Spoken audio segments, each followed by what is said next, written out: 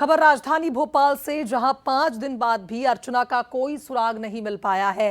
अर्चना तिवारी को गायब हुए 5 दिन हो चुके हैं और आखिरी बार एक युवक ने अर्चना तिवारी को देखा था बीना बैतूल ट्रेन में सफर करते वक्त। रानी कमलापति स्टेशन से अर्चना चढ़ी थी, ये बात युवक ने कही है। अर्चना के साथ एक लड़का भी था और बैतूल में ट्रेन से युवक उतर गया था और उसके बाद उसे नहीं पता, लेकिन उसने ये बताया है कि बैतूल में उसने अर्चना को बैतूल तक देखा था। नर्मदा एक्सप्रेस ट्रेन से चूंकि युवती लापता हुई थी और जो युवक बैतूल पर उतरा है उसने बताया कि रानी कमलापति स्टेशन से अर्चना ने इस ट्रेन को बोर्ड किया था।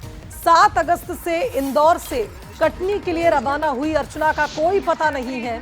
लगातार पुलिस अर्चना को ढूंढ रही है।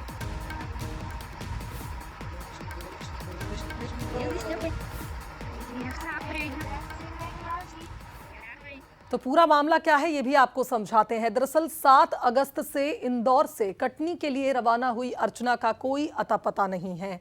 भोपाल के रानी कमलापति स्टेशन वो पहुंची थी और बता दें कि युवती ट्रेन में इसके बाद दिखाई नहीं दी। युवती का बैग उमरिया रेलवे स्टेशन पर मिला था। इस बैग में मिठाई, कपड़े और राखियां थी। युवती कहाँ गई इसका पता अब तक नहीं चल पाया।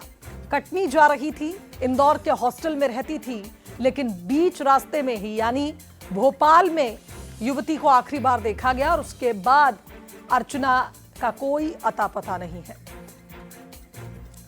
चलिए हमारे सहयोगी अखिलेश का रुख करेंगे, हमारे साथ इस खबर पर लाइव जुड़ रहे हैं। अखिलेश, कहां गई अर्चना और उसके साथ क्या हुआ, ये बड़ा सवाल है। कारण यह है कि इंदौर से रवाना हुई, कटनी जा रही थी, लेकिन कटनी पहुंच नहीं पाई।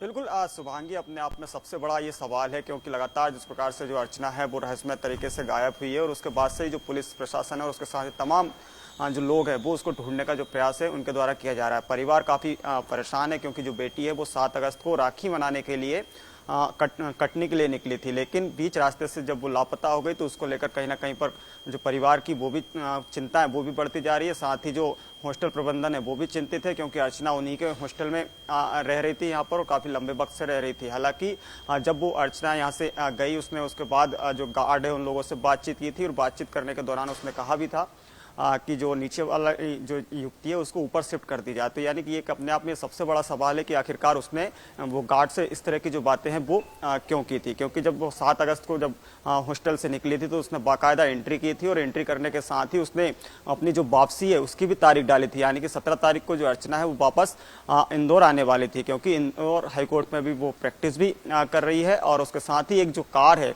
वो लगातार उसको लाने और ले जाने का जो काम है वो कर रही थी। हालांकि पुलिस के जांच के दायरे में वो कार भी है कि आखिरकार वो कार या तो किराए से आती जाती थी या फिर कोई और उसे छोड़ता था। इस तरह की जो बातें वो भी कही जा रही है क्योंकि सीसीटीवी वीडियो निकलकर सामने आए हैं।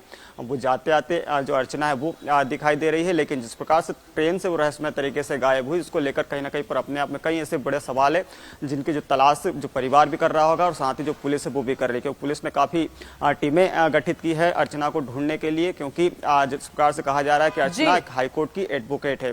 तो अर्चना किन लोगों के साथ गई है और वो किन किन लोगों से मिलती जुलती थी, या उसका फ्रेंड सर्कल कैसा था, इस ये भी जांच के दायरे में लिया गया है। कहा जाए कि जो यात्री बैतूल में उतरा उसने भी ये बात कही थी कि अर्चना किसी लड़के के साथ उसे नजर आई थी, लेकिन उसके बाद अर्चना का कोई पता अब तक नहीं चल पाया है। देखना होगा पुलिस क्या कुछ जांच में ढूंढ पाती है। बहुत शुक्रिया आपका तमाम अपडेट्स के लिए।